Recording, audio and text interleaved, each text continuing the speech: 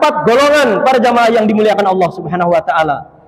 Empat golongan orang-orang yang dirindukan oleh surganya Allah Subhanahu wa taala. Apa kata Nabi sallallahu alaihi wasallam? Al jannatu mustaqatun ila arba'ati nafar. Talil Qur'an wa hafadil lisan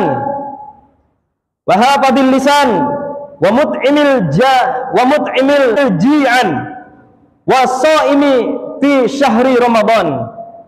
Kata Nabi sallallahu alaihi wasallam, ada empat golongan yang dirindukan surga, yang dirindukan jannah. Jadi bukan hanya sekedar kita saja yang rindu, yang ingin masuk surga, tetapi Allah merindukan keempat golongan ini. Yang pertama adalah orang-orang yang senantiasa rajin tilawah Al-Quran, rajin membaca Al-Quran.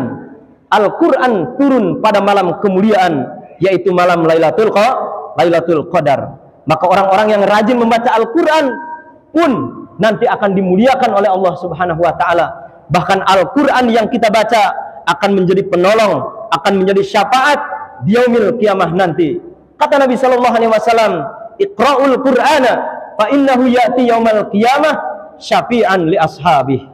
Bacalah Al-Quran, karena ia pada hari kiamat akan menjadi syafaat, akan menjadi penolong bagi orang-orang yang rajin membacanya ketika di dunia.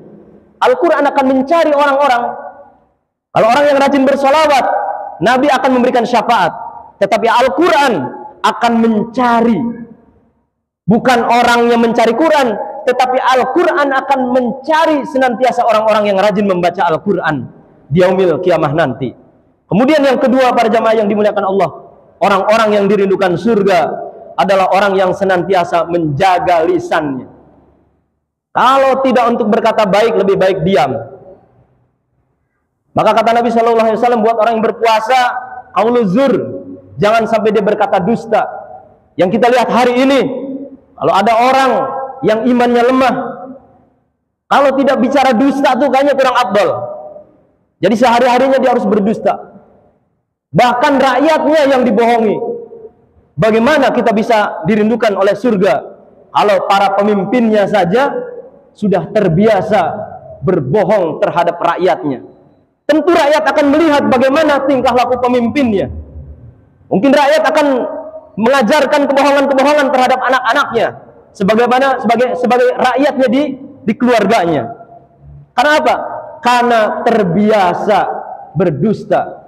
Maka para jamaah yang dimuliakan Allah Subhanahu wa taala, maka kata Nabi sallallahu alaihi wasallam, barang siapa yang beriman kepada hari akhir, ya, kalau tidak berbicara baik, maka lebih baik diam. Kemudian para jamaah yang dimuliakan Allah Subhanahu wa taala, golongan yang ketiga yang dirindukan oleh surga adalah apa? Orang-orang yang sering ngajak makan-makan orang lapar, yang sering ngajak makan-makan orang miskin. Nah, itu orang-orang yang sering dirindukan surga. Bukan sekedar kita pesta yang diundang orang kaya. Horizon ada, ya, banyak hotel, ya, pokoknya banyak hotel-hotel mewah. Karena yang diundang orang kaya, usahakan laler pun jangan masuk kalau bisa, kan begitu. Ya, itu saking apa? Yang harus makan tuh orang-orang kaya. Tapi yang seperti itu kata Nabi, itu bukan golongan yang dirindukan surga. Tetapi yang dirindukan surga oleh Allah Subhanahu wa taala adalah senantiasa orang yang sering ngajak makan-makan orang-orang miskin, orang-orang lapar. Itulah yang dirindukan surga.